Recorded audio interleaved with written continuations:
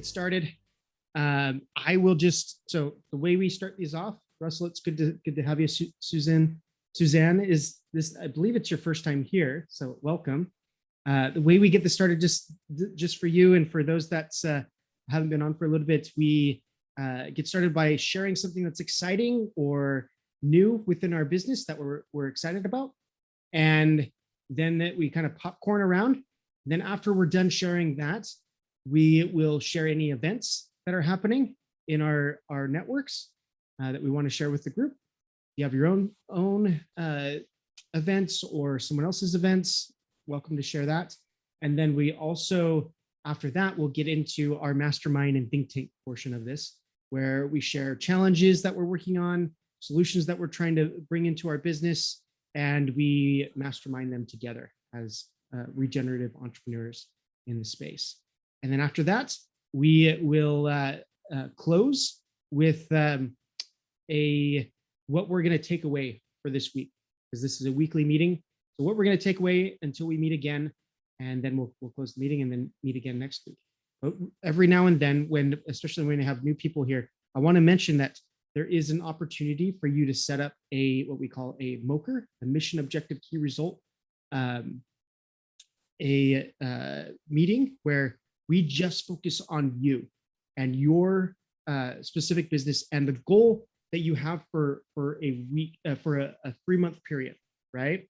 And so we focus in on what you're setting out to accomplish for a 3-month period, and we mastermind your stuff. And then that kind of sets the cadence for you coming to these events and masterminding with us. Come back and share what your progress is on your work, right? And that's typically what the think tanks are used for here, is just like helping us to get through the goals that we've set within our enterprises. All right, so with that, I'm going to kind of kick us off with something that's exciting in my life and in our business right now. So we really we've been on this farm, this finca, for 3 weeks, and it's been just like a fire hose of information, right? Trying to learn from the farm, all the different things that are currently growing, and when things are going, and we're trying to get our kitchen garden going, because it's this wonderful permaculture food forest, but no one's been living here consistently enough to actually establish their kitchen garden. So we've been doing that. We got a bunch of sprouts and things growing now, which is something that I'm excited about, is just to have some more kitchen garden stuff on the farm. Another thing I'm excited about is we're building out. We've decided that we're going to focus in on one specific area for entrepreneurs for our education platform. We're building a massive open online course platform, and we're starting out with courses for branding and marketing, because that's kind of my strong suit, right? So that's going to be our focus, is doing branding and marketing, a good branding and marketing course for the regenerative entrepreneurs out there. So that's what I'm excited about. I'm going to pass it over to Brian. Cool. Well, I'm happy to say that we've been irrigating our watermelon plants with seaweed foliar biostimulants. And we put a seaweed foliar biostimulant on just once. It was a couple weeks ago. And these plants are 3 times taller and 10 times bigger than the control plants. So it's just like, okay, it was just a random trial. And that's our first product for the marine permaculture, is seaweed foliar biostimulants. So we're super thrilled about that. And we've got our first rice results, where literally the rice was 30% taller and seemed to produce 30% more sacks of rice off of the rice that was irrigated with this seaweed foliar biostimulant once a week that we've been producing in the Philippines. So we're super thrilled. We've got a brand for it. We're calling it Big Grow. And part of it's just keep it really simple. But Mega Grow is taken. So we're going for Big Grow, and we're going to see where it goes. And we're rolling out a product and getting FPA registration with the Philippine government, and as well as SEC registration. The final bit of news that's been happening this month is that we had an accidental seaweed. So this is really in the spirit of marine permaculture, right? We're growing seaweed A, it's doing okay, but seaweed B is going 3 times faster or 10 times faster. It's like, well, what are we going to do with seaweed B? Well, it turns out a lot of the highly prized fish that are in the Philippines really love to eat seaweed B more than seaweed A. So suddenly it's like, okay, we need to get these fish on board and basically have the fish transduce all this excess seaweed of a different variety into seaweed feed for fish that will turn, and it turns out the feed conversion ratio is about 1.7 to 3. And so, 3 kilograms of seaweed turns into 1 kilogram of fish. Well, that's a pretty good deal, because you can sell the fish at around $7,000 a ton. And that's retail in the Filipino market. So now we're like, okay, we're gonna have to make these huge fisheries. And to make things really exciting, there was research done in Woods Hole that said that you could train the sea bass to come to the dinner bell and be fed. And so we're hoping to let them loose in the morning, have them run around on the platform and eat all the excess seaweed of the right kind, and then ring the dinner bell, and the dinner bell, they'll all come running back into the pen, close the doors, and have them there for the night. So that's our working hypothesis of the day. That is so cool. That's awesome. Thanks. It feels like the biggest little farm in the ocean. Yeah, that's so cool. I hope you guys are really documenting this as much as possible. Well, we are taking video. We've got drones and underwater footage. It's not quite enough. In other words, if I was there, I'd be the documentarian.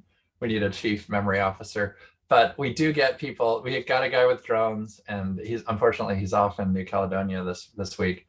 But no, with luck, we should get some of it in, and we've got some good drone shots. That's wonderful. That's very exciting. Brian, do you want to just pass it over to someone? Yeah. So Suzanne, I'd love to hear about what you're up to.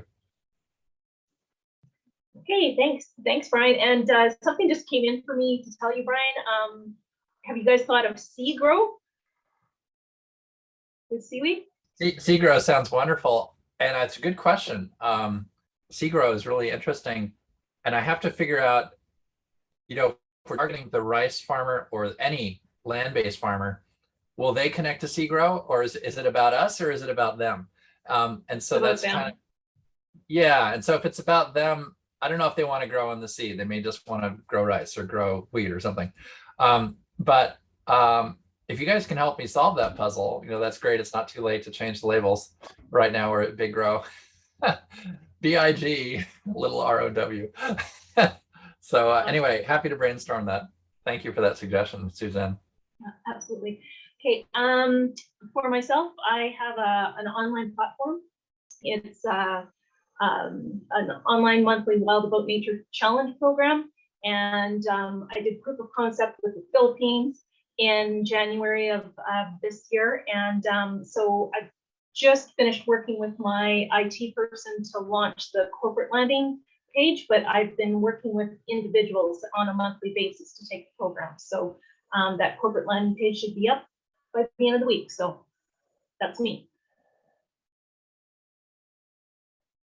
And I'll pass it to Russell.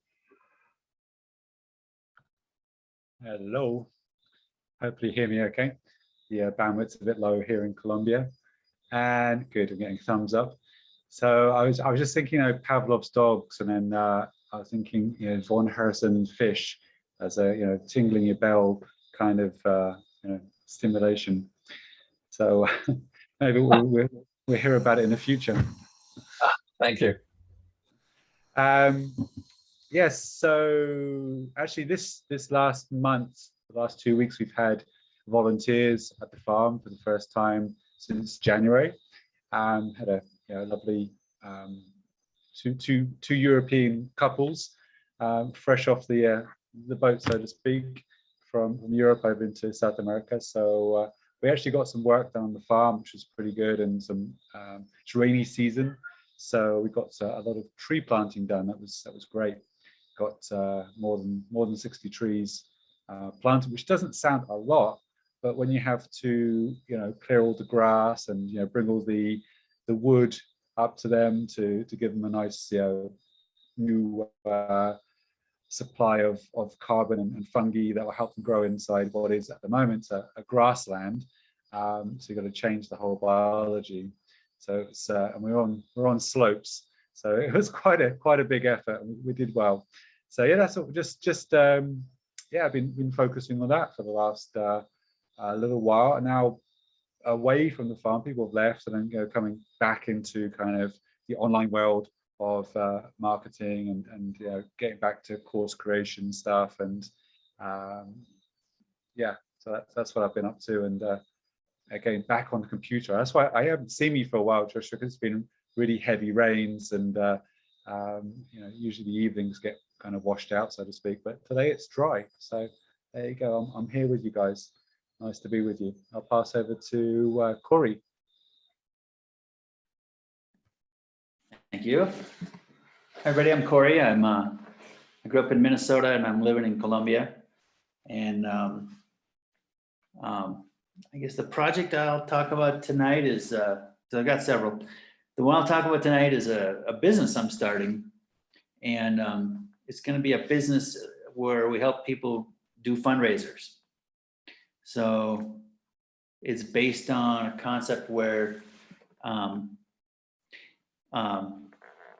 it's done in the medium of gift certificates.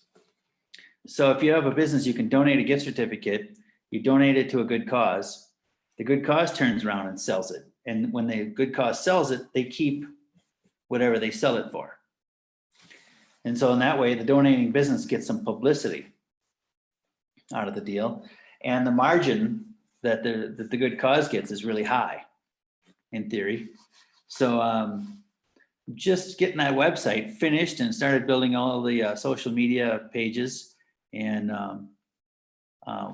literally just tested the first transaction yesterday. So I'm just that close to really launching it. So that was a big accomplishment this week. That's And cool. that's I think I saw you build a landing page for it or something, or a social page for it recently. I actually invited you and you accepted on LinkedIn. Okay, that's what it was. I saw something. It has a LinkedIn page now. Awesome. Cool. Well, we all have awesome things going in the regenerative space. This is wonderful to be chatting together on our projects. Any events right now that are top of mind? I just always have to put a plug in for Regeneration Pollination.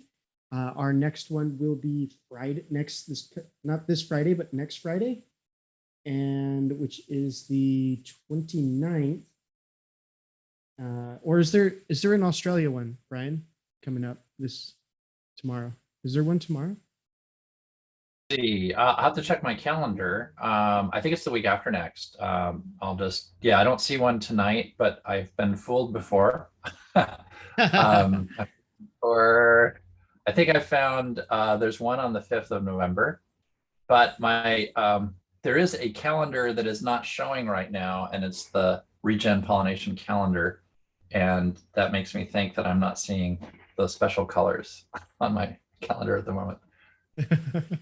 No, I don't think there is anything. So I think the next one is the 29th. Okay.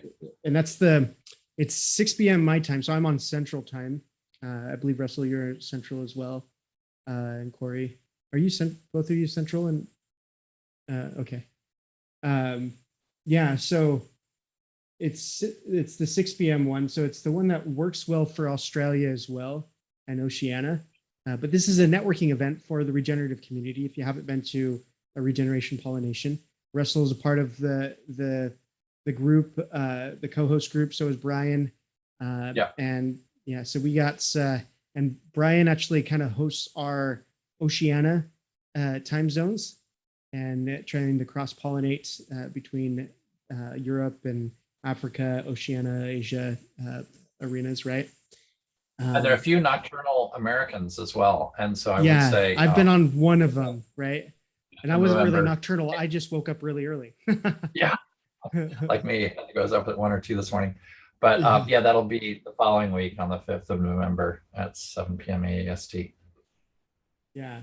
So we got, I just put the link in for those. Join us. They're a lot of fun. Just meeting a bunch of different people. Not everybody's an entrepreneur, but everybody is regenerative minded, permaculture minded, right? All right. So anybody else have any events going on? No. Okay. Couple events on our end. One of them is we're doing a crowdfunder this quarter. We're looking to raise, we've got a dollar for dollar match on doing our next scale up, which is from 100 square meters that we have in the water today to 1,000 square meters early next year. And so we have gotten dollar for dollar matching with corporate sponsors.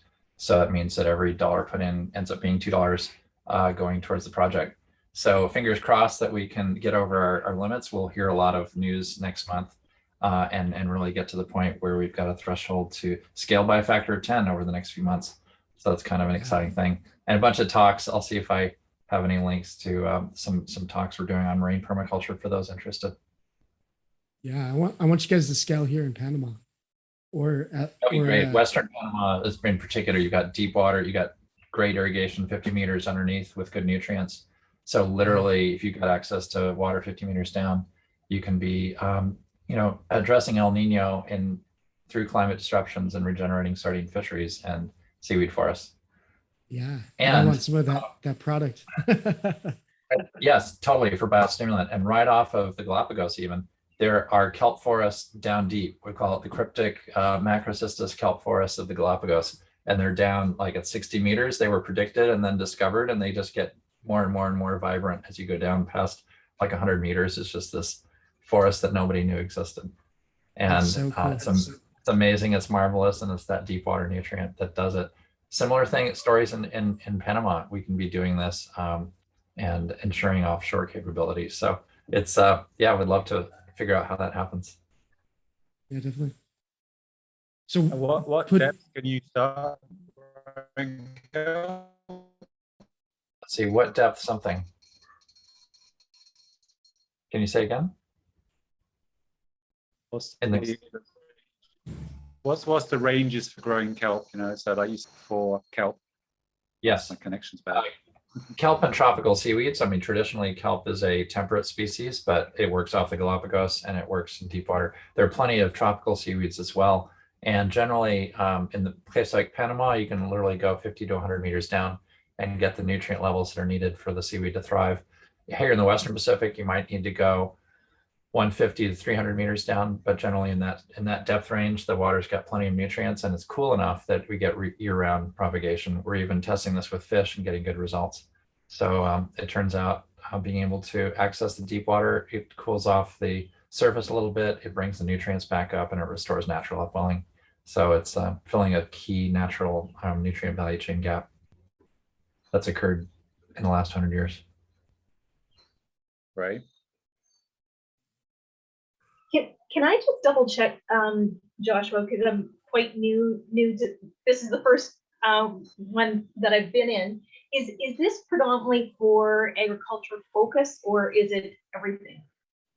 It's any regenerative minded business, right? So if you're applying regenerative, so like for my business, we're an education company actually, and we're servicing and helping regenerative entrepreneurs, and so that's mine. Corey, his business, he has a small Airbnb, but he also has this regenerative minded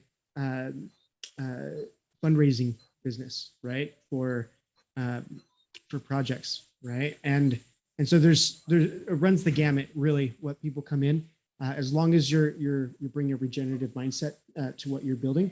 You could be in tech, you could be in anything really. So. All right. And Russell also has some other things that he's working on that's more in the fundraising side of things as well, running a funding business. I can't quite remember what's you're doing with the marketing business yet, and maybe it would be a good update for you as well, Russell. But we do have a kind of run the gamut with what we're doing. Okay, then I think I feel fine sharing this. So every month I do an online monthly Wild About Nature challenge to get people outdoors, enjoying nature, reconnecting with nature again. And I'll just put in the chat here the link for it. So it happens every month. It's a fully gamified platform. There's prizes that are donated from sponsors for people posting the most and supporting one another on the community. And the whole idea is there's a pre and post survey. So the pre-survey finds out where people's mental health, their physical health, and their connection to nature is at. And at the end of the challenge, they see how they're able to shift the needle on their overall well-being. And this has been done with people from all over the world. So it's really neat because people get to see, especially I'm based in Canada, so Australia is going into their summer, we're going into our winter. So it's interesting the different pictures that we get. And it's interesting that our summer temperatures are very close to Australia's winter temperatures. So Very true. Very Yeah, we're cool, looking yeah. forward to this. Thank you for sharing this. That's great. And this reminds me of Bobby Fishkin is doing this really cool app. He's a part of the Global Regenerative Collab. But he's doing this app that's calculating the I forget. I'll put his LinkedIn profile in the chat. Maybe you can connect with him. But he's creating this app to track your hours outside and the effectiveness that it has in your life and the different benefits that it has in your life based on how many hours you're spending. And it's really cool. So I don't know I can't remember the name of the app off the top of my head, but I'll just his business is Crowd Doing, and it's one of the organizations that are coming out of his Crowd Doing platform. Maybe Brian or someone else that knows Bobby well enough, maybe you have the name of that as well. But Is the name of an event that Bobby's doing or something else? What's the name? I didn't hear it. I'm not sure. I don't know it offhand, but if you do, yeah, you're describing an event that Bobby's putting on? No, I'm just connecting with Suzanne with Bobby, who's doing that, creating that app. But True. let's see, Bobby. I think I've talked to Bobby once, maybe. Yeah, I'll pull up his profile here. because I know there's one in the States called Nature Quant that's just being launched right now. But it sounds like it's different than. It could be the same one. Oh, it's Robert. Of course, it's Robert. No one's really Bobby.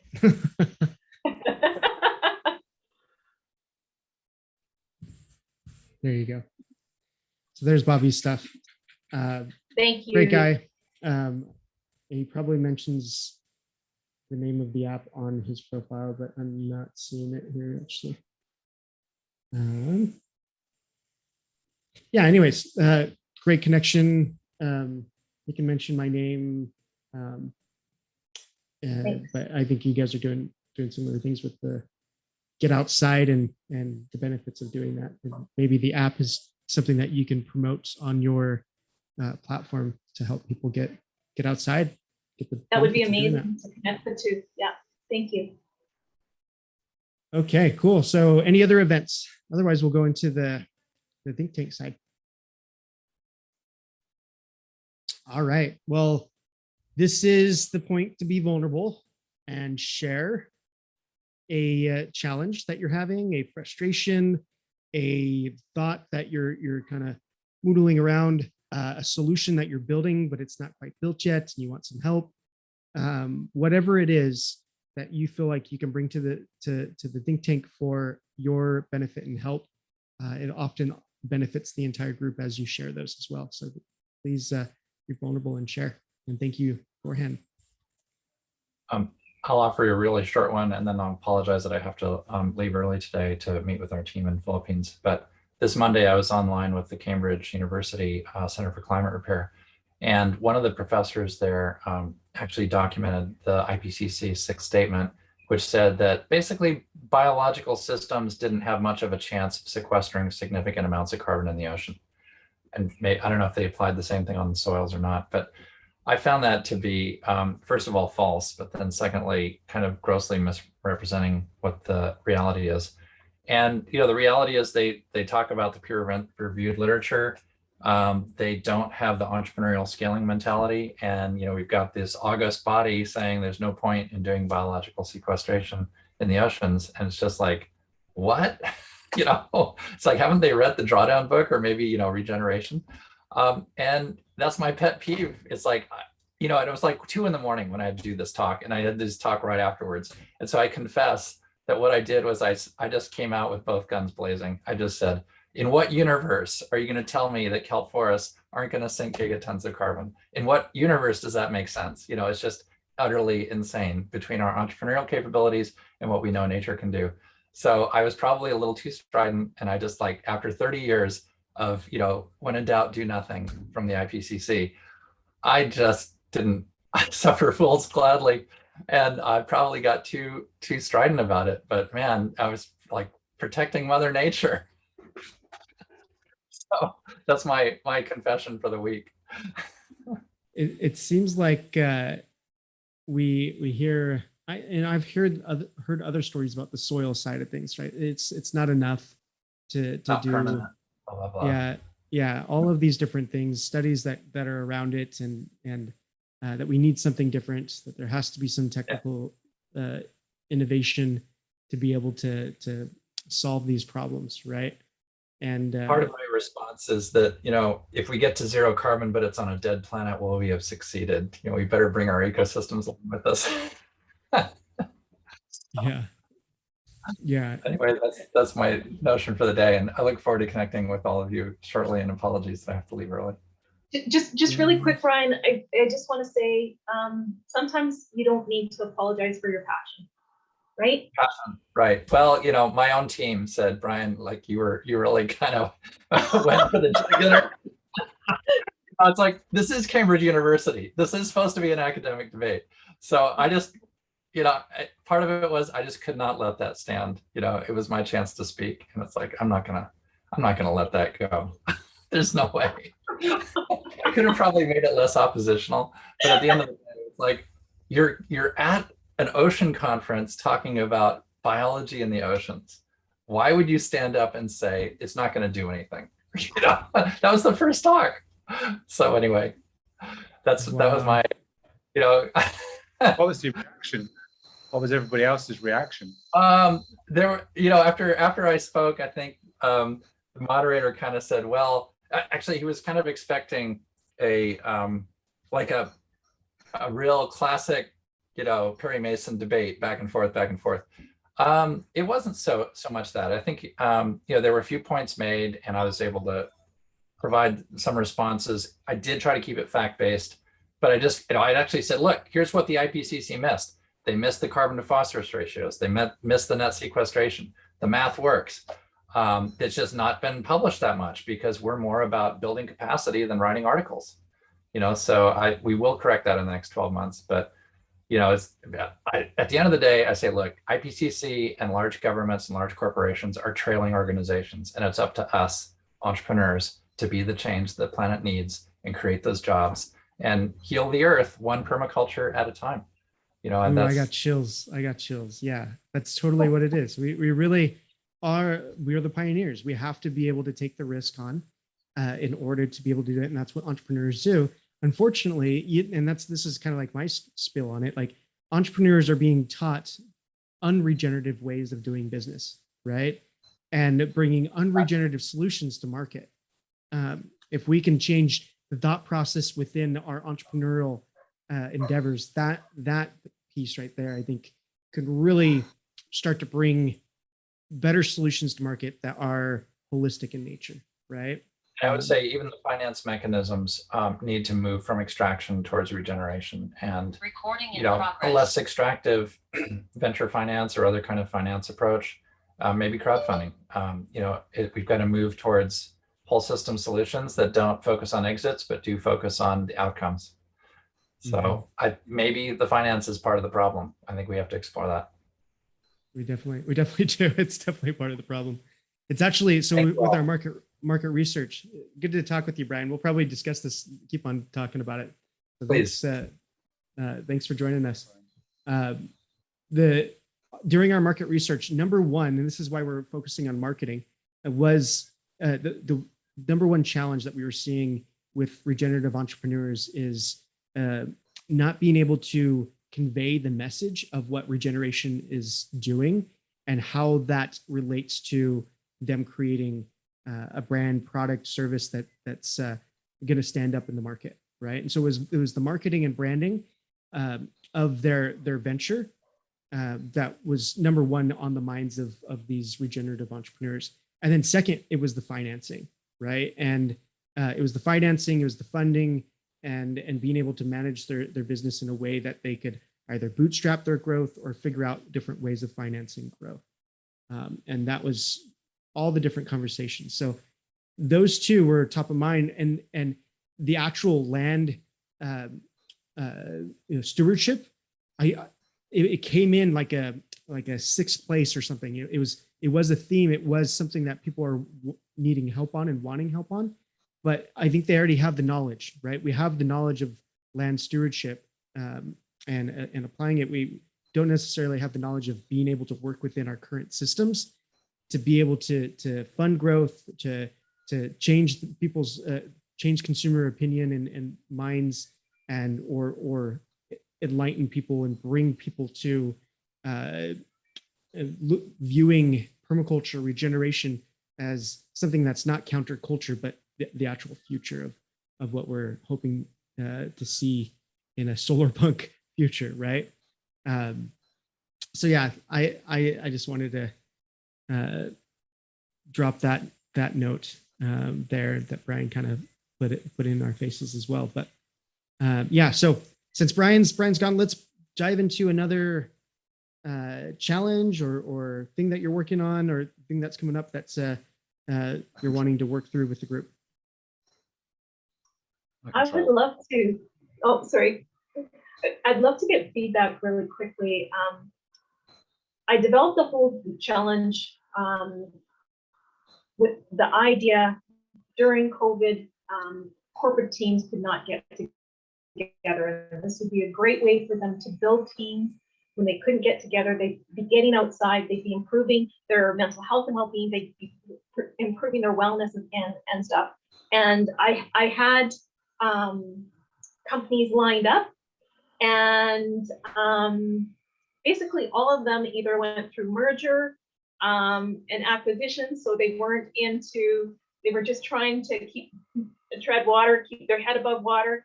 Everyone seems to know that mental health and well-being is really important for their employees, but it just seems like there's a gap. Maybe just like what you're talking about with Brian, there's that gap in people really understanding how important it is for people to get outdoors, connect with nature for their mental health, and the ripple effects that it has on things. And I'm just wondering if any of you have any ideas with the best way to approach corporate. So it's corporate teams that I'm looking at doing. It's 5 to 20 each month to really build that cohesiveness in the team. And yeah. It's got to be like, based on, I think if you're talking to a company, if you're talking to CEOs, then you're talking to how they want, it's their bottom line, right? So they're interested in their bottom line, and having to replace staff is one of the biggest costs of a business. And so if their staff are damaged in some respects, then it's in their interest to find solutions to make sure that their people are not damaged anymore. So I think you just got to speak directly to their bottom line, and to provide a solution which is going to benefit their bottom line. That's talking their language. And thanks for saying that, Russell, because I have used the stats. I have used the ROIs, right? Every dollar spent on employee health and well-being results in a minimum of a $3 return on investment, minimum, as much as $8 for every dollar spent.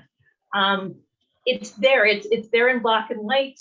They're talking about 40% of the workforce looking at exiting right now, but it just doesn't seem to.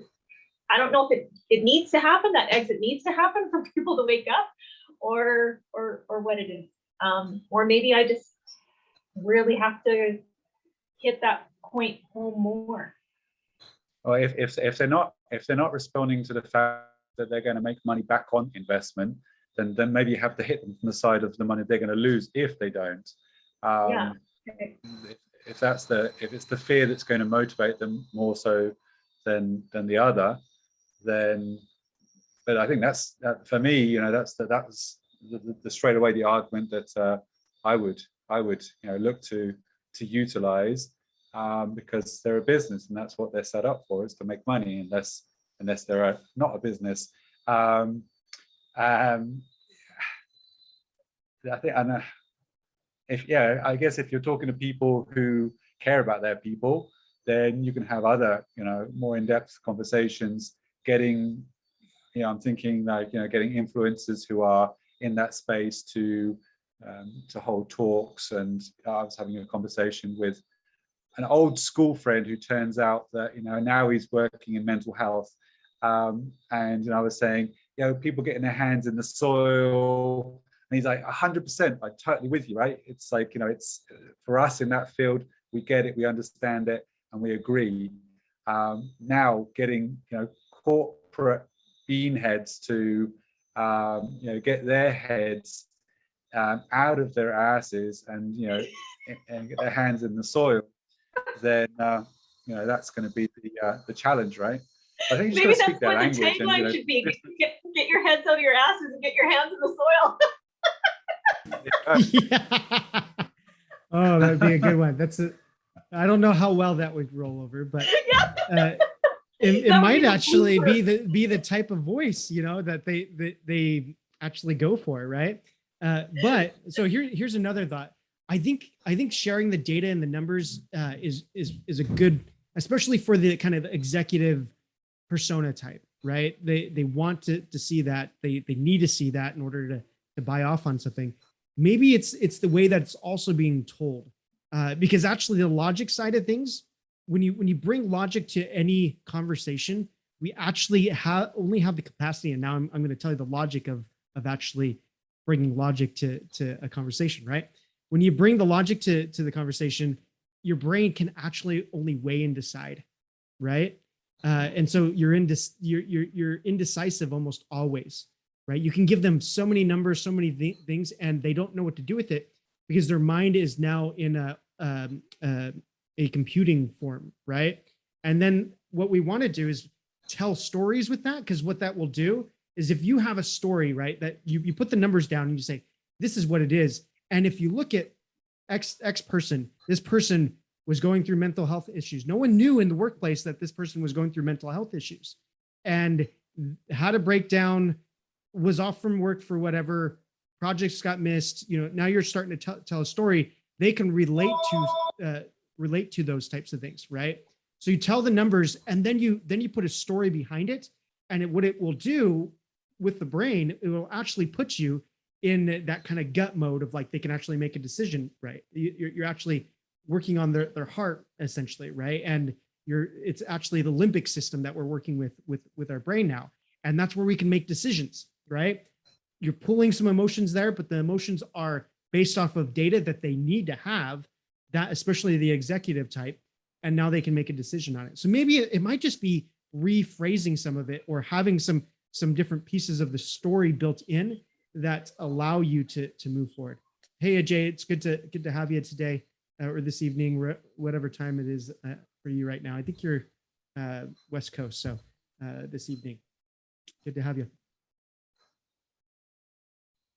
And Ajay, just to kind of give you a brief of what we're doing right now, we're in problem solving mode, or we're just kind of think tanking a challenge that Suzanne has brought to the think tank right now, where we're talking through how can we bring the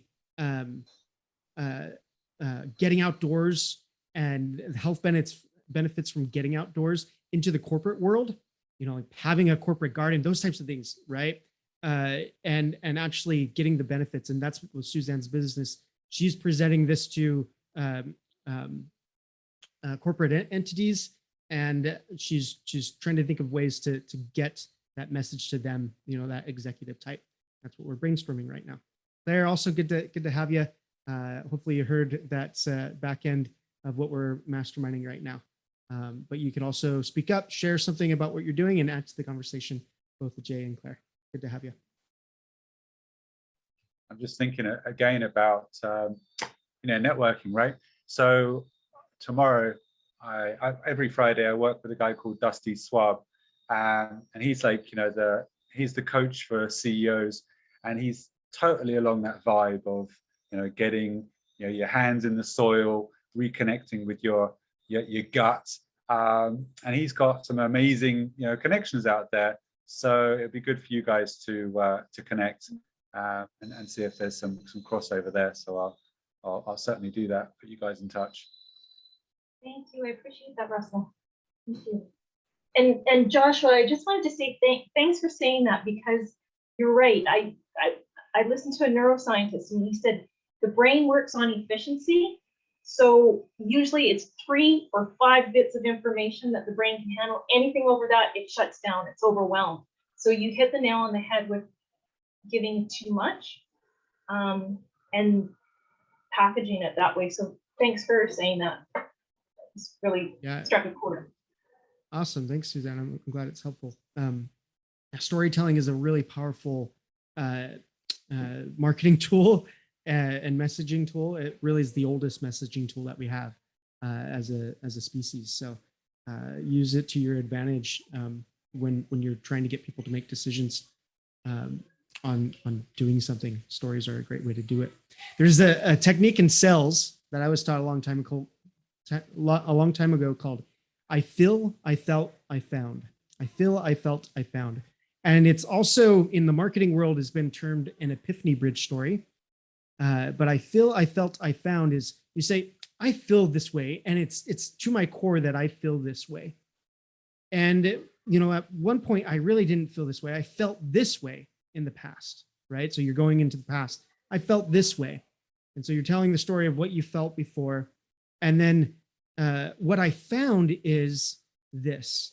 I found, you can put a data into it, and you say, I found that people in the corporate world don't realize that they're burnt out. They're this, that, the numbers and whatnot.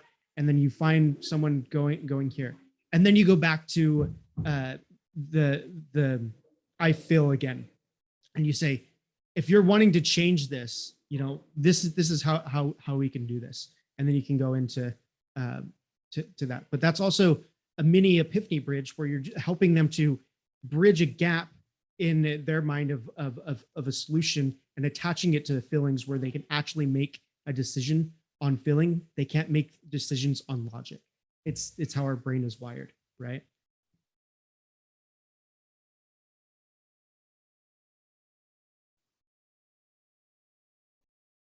And let us know if you feel complete or if you have something that's coming up in your head, Suzanne, because we could also move on to someone else. We could also keep on moving forward. That's amazing. Get to other people. Thank you so much. Yeah, wonderful. Anybody else have a challenge they want to bring to challenge in your business? Yeah, go ahead, Russell. It's one I've been discussing a little bit recently, and with the business I'm doing in the UK, Sustainable Network. So one of the people with they buy land, they reforest it, and they're building biodiversity in forest. Future Forest is the company name. It's a good company, and we're going to help them with fundraising to buy land. So the point is that in the UK they get 3 income sources. One is from the UK government, so that they don't spend any money on having to reforest. They also get carbon credits, and they get sponsorship. Instead of basically people eating T-shirts from running marathons, they use the same amount of money that it would cost them to get a T-shirt, and they plant a tree with it, £5. So they got 3 income sources, which is great.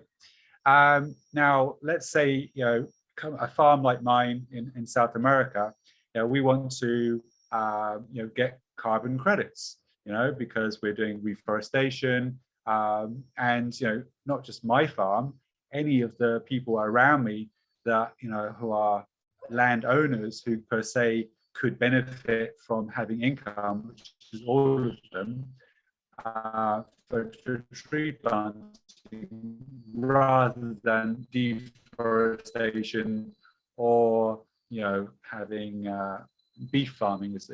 So it's how do smaller projects get hold of these carbon credit systems across the world, who are not based in the main economy centers like the UK, Australia, or America, because it's pretty easy if you were there. But in say South American countries, anybody aware of how, or do we just do self-certification and just say we're going to certify ourselves and create our own value rather than waiting for somebody to come along and do certification? Just your ideas on that, if you understood. My connection is going a bit soft.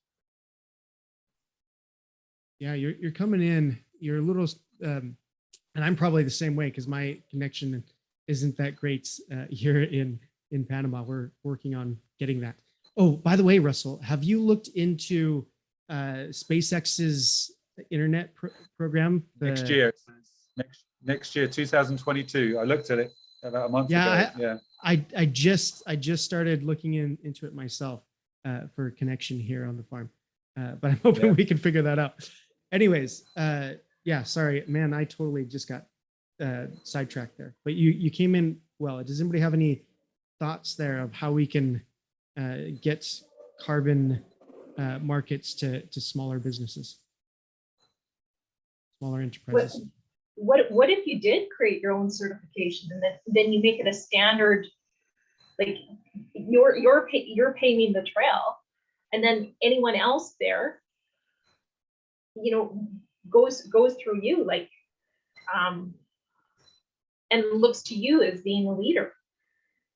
Yeah, it's definitely an idea that I had, and I suppose it's just finding then the access to the other end, right?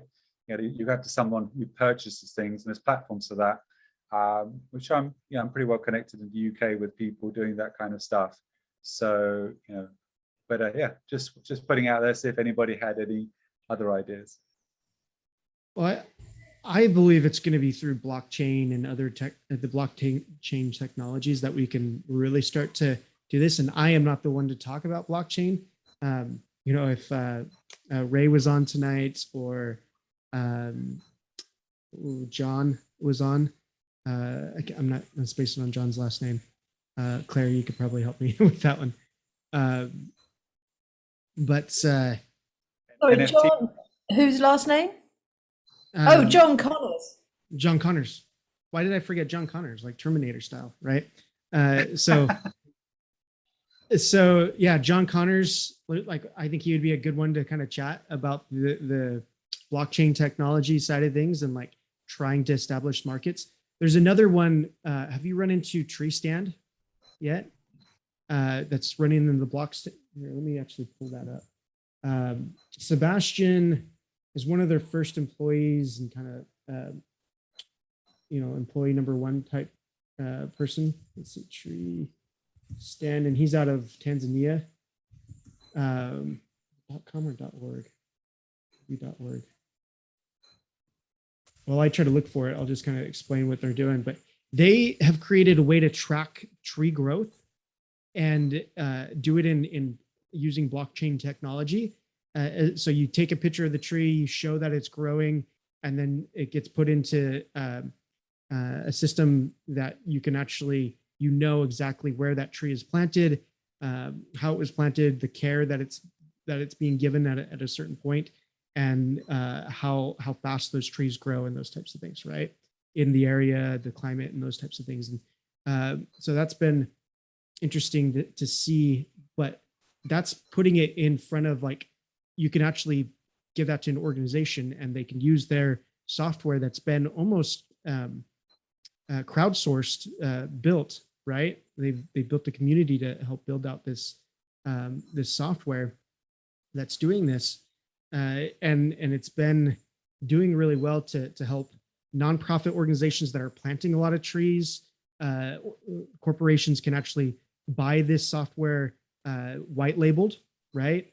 and use it within their own organization, and so forth. But I think if we can figure out those types of solutions and using blockchain technology, it might be a really good way for us to do just that, like bring the carbon sequestration market with data involved to then we don't have to rely on some type of certification. We just rely on the technology and the algorithms that are already created. Makes sense. Yeah, definitely. I think, certifications are, they can be resold and resold and resold, and who really knows. But the blockchain really could be a lot more tied down and transparent. So yeah, interesting to see this link you're going to send us. There you go. It's Greenstand. They got the tree tracker, which is what I was talking about.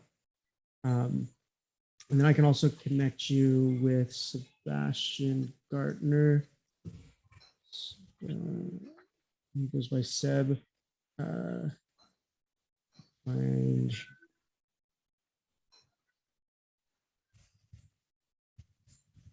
There he is. Whoops.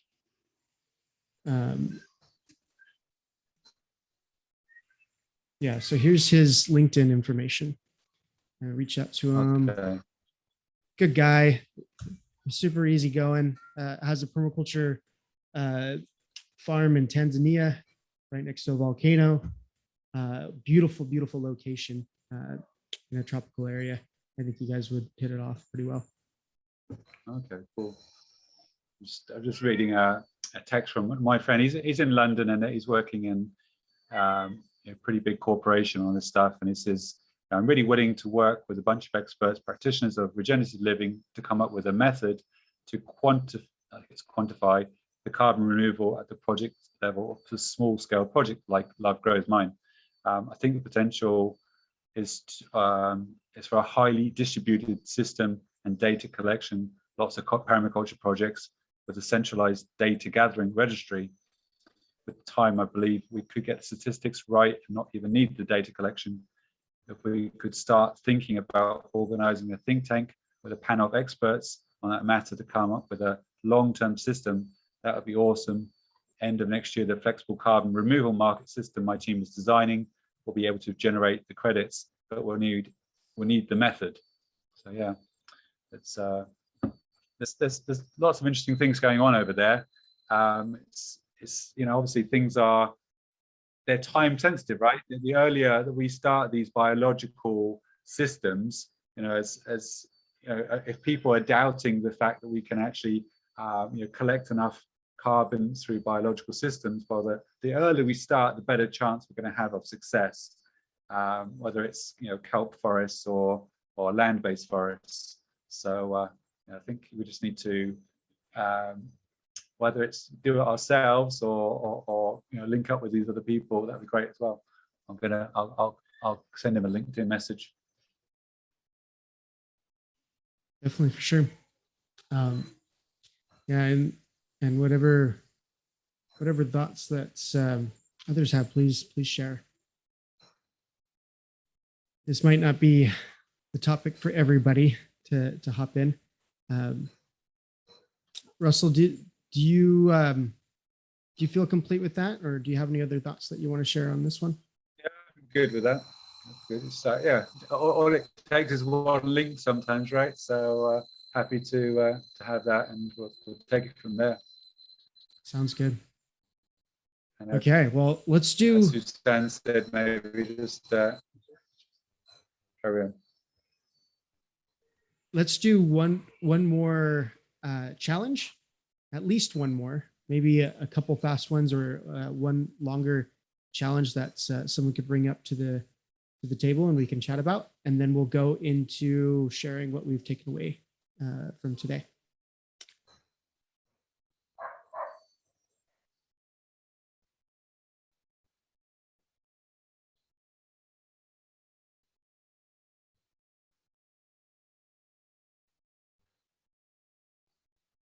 Deathly silence. And if not, I will throw mine out there because I always have something that's a challenge that I'm working on. Oh, we talked about it last think tank, but this was kind of a marketing challenge that has kind of come up. I'm still trying to figure out the right way to frame it, but it is a thought that I want to bring up to the community that I'm building with the regenerative entrepreneurs. But and it's more just a false belief structure that regenerative entrepreneurs and the regenerative movement as a whole has, that I think is actually limiting our ability to actually take action on things. And I want to see in what ways, get your guys' thoughts on how we can combat this, or how we can bring the conversation to the table and start talking about something that may be a little uncomfortable initially to talk about, but will help save us in the long run. So in our market research that we've been doing for some time now, I've been digging through all this research. I've been having interviews with people, getting their thoughts after they actually submit a survey from me on their greatest challenge as a regenerative entrepreneur, right?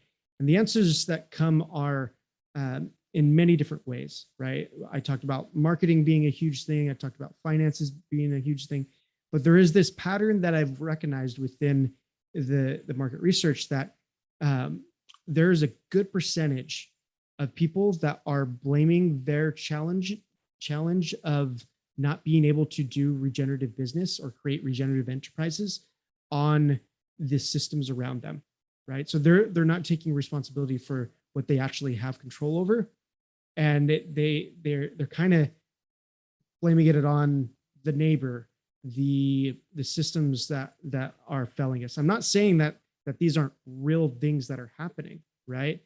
But we're relinquishing our control over them, right? And we're making them top of mind. And it's a pattern that is really disruptive, I think, in the regenerative market, where we start doom and glooming everything instead of figuring out the solutions and making a solution of it.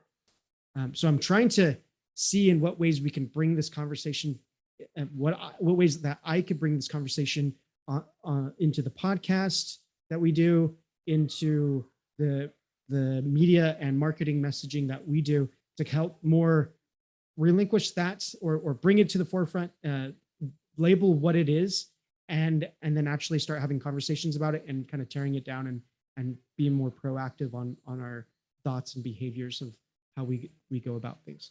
I don't know. Does anybody have any thoughts on this challenge? If only it was a perfect world, I'd be able to have the answers for you. I always blame my internet, of course. Third world country, Colombia, internet. Sometimes it does feel frustrating and it's out of control. But yeah, there you go. You've got to just work with what you've got, right? Well, here's the question. Maybe I'll bring this up. If each one of us here can figure out the biggest thing that we're blaming right now, that would be helpful to my market research and understanding of maybe how I can actually, because first we got to relate with the challenge, right? You can't not talk about the challenge or ignore it. So for Russell, is that your biggest one? Is that internet your biggest external? I would. They're kind of related. Internet, lack of stable electricity in the village, and bad weather that stops. Which rainy season, should we call it? But basically, they come down to internet. If I had a stable internet, I feel more comfortable to do things like podcasts and things that would benefit my whole internet connection. Unstable as I'm speaking, and that's what I've got to deal with. Yes, definitely. I'm feeling that pain right now. I've been looking into you know, and Jay mentioned earlier just in the chat, like, let's not make Musk a trillionaire.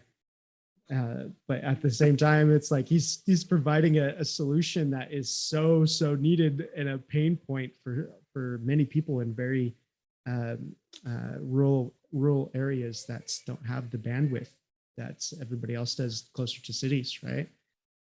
It would cost us a lot to bring fiber to our little finca here, and that is such an attractive solution. What Musk is bringing, that like we can't ignore it, right?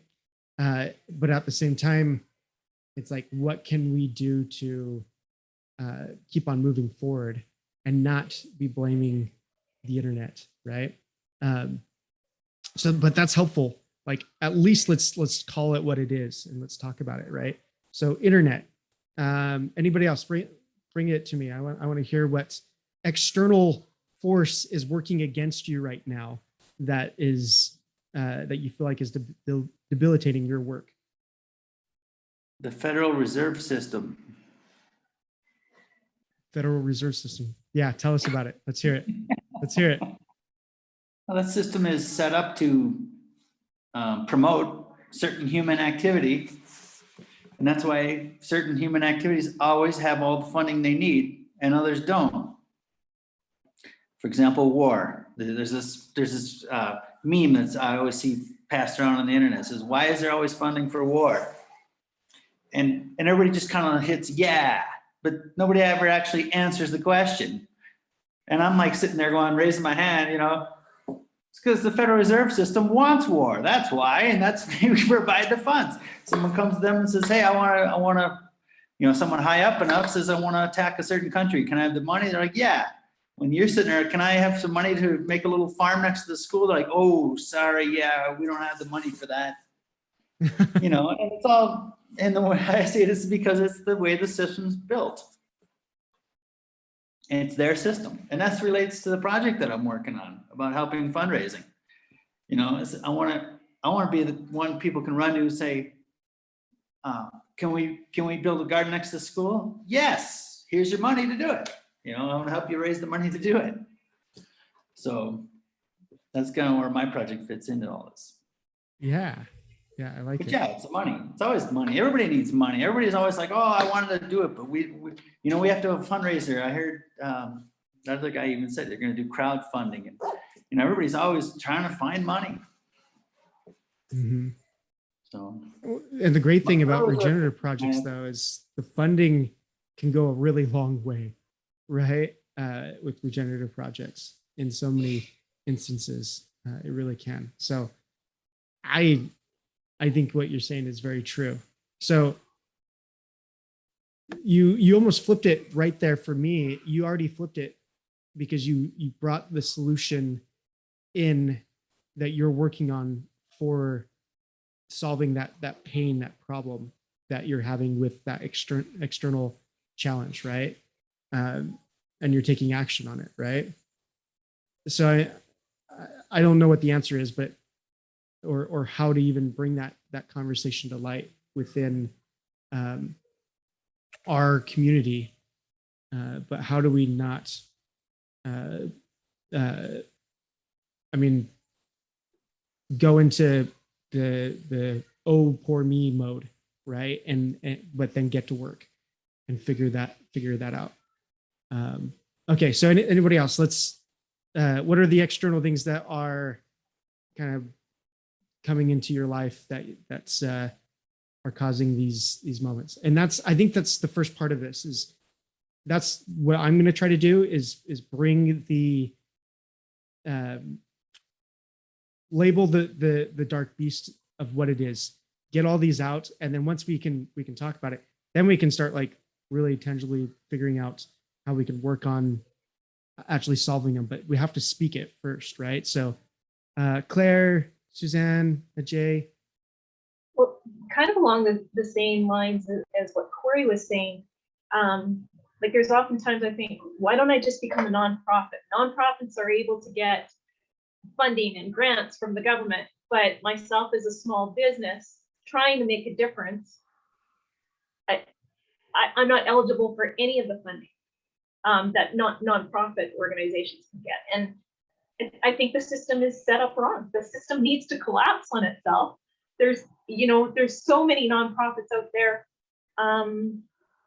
It's almost like they're stumbling over one another for the funds, and yet as a small business, we're doing it on our own. That's So it's a financing. So two, let's see, one was internet, two was financing, right? Was the big external challenges. I think inequity of financing. Inequitable finance, yeah. Claire, what about you? I don't really have anything. I'm just in a different place with things, I guess. Yeah. But yeah, I feel empowered, and I'm just getting on with it. So I'm just keeping a very low profile and just working away at what I have a relationship with in terms of my vision. And nothing can distract me from that. So that's where I'm at the moment. You might ask me in an hour or tomorrow or in a month or 2 days ago, and it might be a different answer. Right.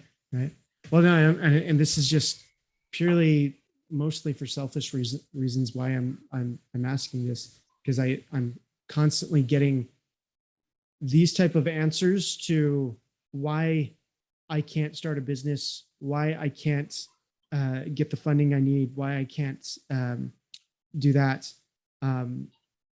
Where I thought I would see more of like the challenges that they're facing are, things that they're actually working through.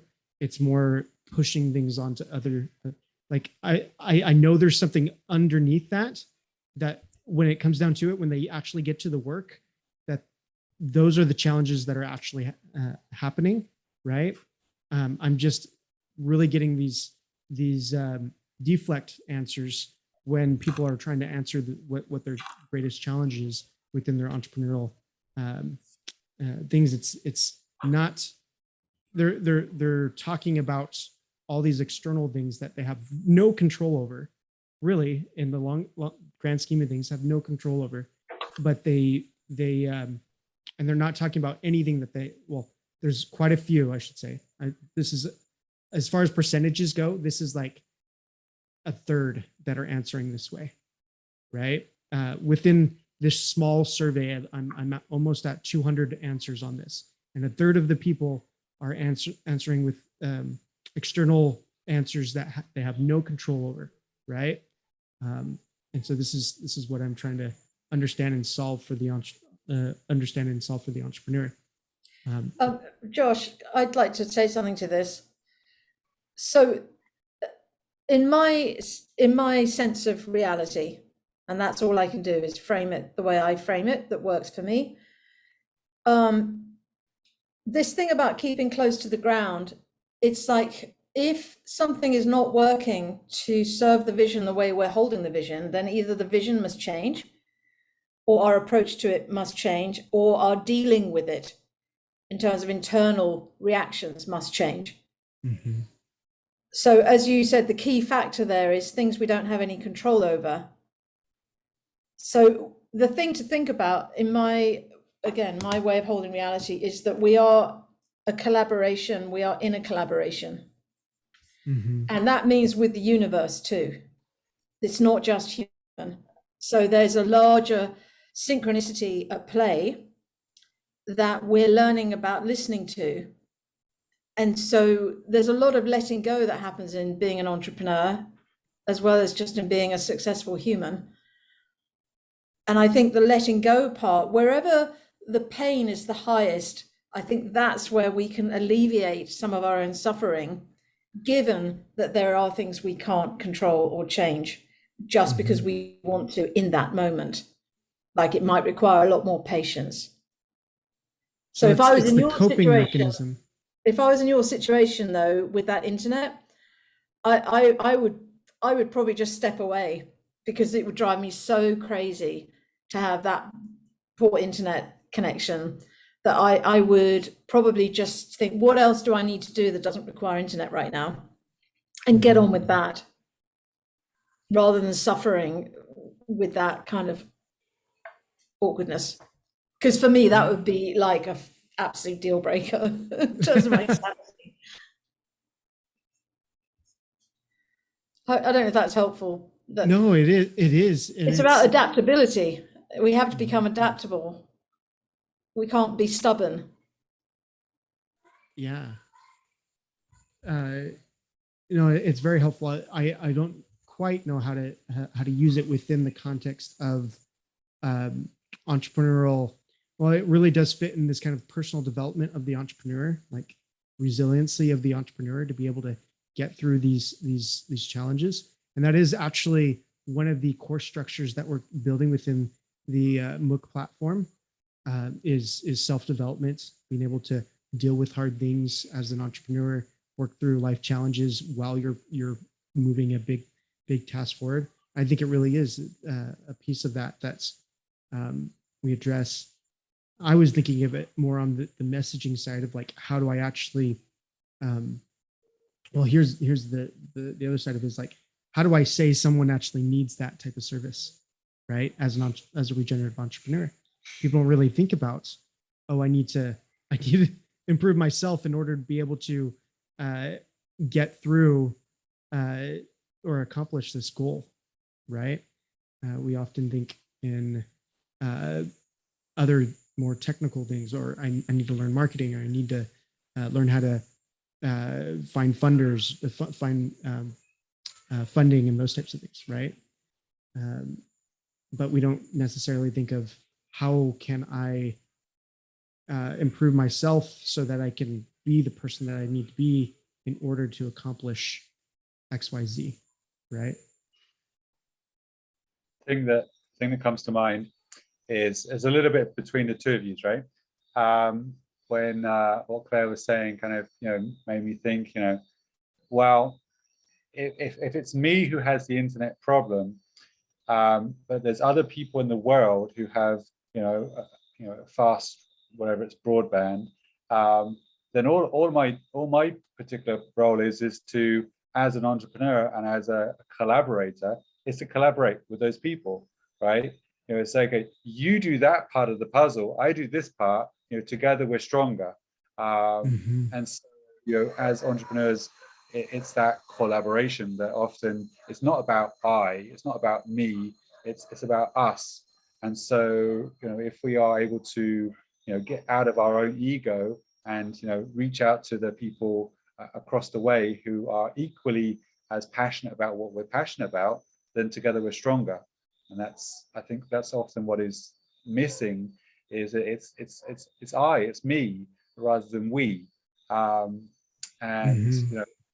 Probably all of those problems can be solved by, encompassing the we. Whether it's, if you're an expert on branding and all the rest of it, maybe I'm not, but if we work together, then I'm doing something else and you're benefiting, I'm benefiting, and it's the we that benefits rather than the I or me. You nailed it on its head. I think like it's the collaboration, it's the unifying piece, and that's the marketing message that I'm searching for. It's like, we don't have control over all these external forces, right? But together as a regenerative movement, as a regenerative community, as regenerative entrepreneurs, we understand the value of being together and working together and building ecosystems together, right? Let's do this together, right? Let's come together and find a way. And then there's the whole other challenge after we understand that of actually working together collaboratively. But I think that's probably the first step and the first message that needs to be brought up. Thank you for sharing that. I think that's I think I've seen that, just recognize that in the understanding as well. But you're bringing it to the forefront. Can I add a well, little? Yeah, go ahead, Corey. Like another way of looking at this is like when someone has a problem or something they blame, it's kind of like a opportunity, a way to find an opportunity. So you think, well, like instead of you realize the thing you're complaining about, maybe lots of other people are complaining about. So maybe that's the project I should be working on. You know, I could fix that. Yeah. Make that my new business plan. It's just It's a way of looking for opportunities. You know? Well, there's also when someone brings up an objection like that, it's actually, here's another like sales mental thing, right? When people bring up an objection that is external, it's really a surface objection, right? And it's opening up, so it's related to the challenge that's they're really trying to solve, but they're not willing to be vulnerable enough to actually share that, right? The other side. And that was some of what I was trying to get at in this conversation, like understanding that really that's a third of the population just can't go deep enough to share that, but they're actually sharing a really strong pain body, if you wanted to put it in, like Eckhart Tolle terms, right? They're expressing something that they can't really describe because they haven't reflected enough on it. It's not as conscious in their mind. They're not as present with it. And so they're blaming something else. And how do you get them to kind of peel off that top layer and dive a little deeper and help them to solve that main challenge, right? Or how do you see through it without them actually telling it up front, right? They say this, but you know they're really talking this, right? Yeah. So I don't know. This was really helpful to me, actually. So thank you guys for chatting with me. So we're at the last little 8 minutes here.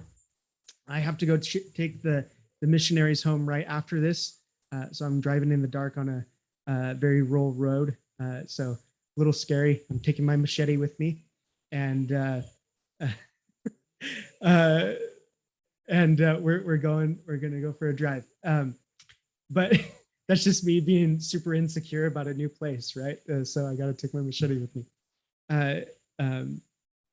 But please share in these last little minutes what you're taking away and bringing into this coming week for your business. And I'll start us off.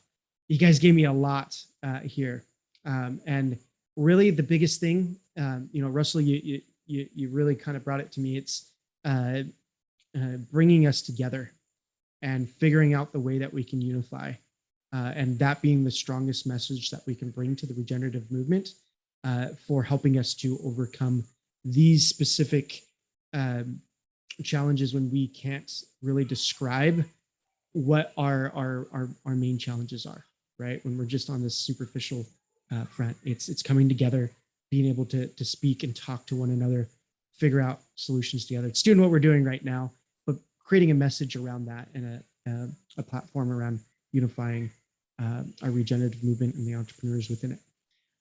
So thank you for that, Russell. That's what I'm taking away. And I will popcorn it over to Jay. Jay, we haven't heard from you too much. What are you taking away this week from the conversation today? Hearing the style of your communications, I haven't really been in the kind of creative, solution-driven oriented conversations that are able to like transcend some of the typical narratives. So I just and I've been a little bit distracted, so I'm not going to say that I was fully present for the call, but just from the pieces I got, that was really inspiring. And even just the way you're framing the questions and coming with data or surveys or looking at people, like the piece around like what are the external factors and having a chance to start to loosen the patterns around that. So I guess in a word, I would say just inspiration. Thank you. And am I passing this on?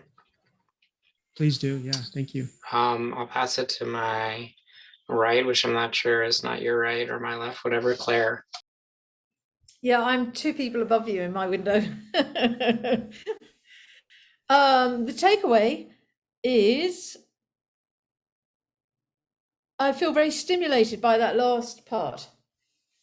I think for me, that's a super interesting phenomena. The naming of what we sense that might be different to how another person's perceiving what they're presenting and experiencing. And I love that. That's my territory of fascination. And it gets, it's not I easy. love that. Yeah. It's not easy, but it's doable. It's totally doable. I've been practicing it a long time, so I've seen my own disasters, and I've also noticed what brings me back into my heart, which helps with that connection. I'm actually not sure who hasn't gone yet. Could you raise a hand if you haven't gone yet? Thank you, Russell. Okay. So yeah, it was about this time last year where I came up with my branding, which was Generation Regeneration, which is basically the idea that we got to do this together. That me being alone in my farm in Colombia, doing lots of good work isn't enough. We can do so much when we're together. I might have limited internet bandwidth, but and other people do or don't. But we work so much better when we're together. And it was surprising to me when I started reaching out to people, how much everyone said, yeah, I want to be part of something like that. There was, for me, it was, when you're kind of in a little bubble and then you reach out across the waves or whatever, and everyone's like, yeah. And it's like, oh, okay, great. It was surprising. And this year again, I think things are starting to snowball more and more on that. The biggest takeaway today was actually what Brian said early on about his call he had with Cambridge University, and how they had kind of started off saying that biology wasn't enough for carbon sequestration, and then his passion of arguing back, yes, it is. You need to understand the data, etc. So that I'm often having discussions like that with people who are techno heads, and I'm trying to hit them with some data on the biology side of things. So I respect Brian, and I want to get into his data a little bit more to have some good rebuts to hit people with when they start giving me this BS about we need carbon sequestration from machines and all the rest of it, which I don't 100% agree with. I think they can be collaborative, but not the only solution. I'll pass over to Suzanne. Thank you so much. Well, this was my first meeting, and really, really liked it. Thank you for being so welcoming. And what I'm taking away is kind of turning things on their head and focusing on what corporations will lose if they don't invest in their employees and in the program. That's a good spin, and talking more about that story and how you said that I feel, I felt, I found, and then back to I feel again, Joshua. That's very helpful. I have a story in mind that will work really well for that. So thank you for that. Wonderful, wonderful. And Corey. I think I'm going to take away again. I think I've said this a couple of other weeks too. Is this the diversity of projects people are working on and issues they're facing and things they're thinking about. Every meeting, I sit there. I spend half the meeting kind of just struggling to figure out what the heck you guys are talking about, because it's just stuff I'm not used to. But I like it. I like it. Stimulating, and I'm like, wow, okay. So I love that about these meetings. That's wonderful. Yeah, I love the diversity of it too. The wonderful work that we're doing is very diverse, and it ranges, but it's all interconnected. That's one thing that I'm noticing, right? We are all working on the same thing, just in our own little way, and connecting the work together. Well, it is time. Thank you guys for joining us. We're here every week. We do the same thing. And unless we do, we focus in on one entrepreneur. And if you want to do that, just reach out to me. We'll focus in on your project and create a mission objective key result for the next 3 months of your business, and we'll present it to the group here. Happy to chat some more, and just reach out to me on the Slack channel, the Seeds of Doubt Slack channel, GRC Slack channel, or email or LinkedIn, whatever way you can get a hold of me. I'm trying to keep up on all of those. But thank you so much for all that you do, and I will see you guys next week or in the near future. Bye for now. Bye. Safe Bye. travel. Thank you. Ciao, everybody. Thanks. Off, Bye, everyone. guys.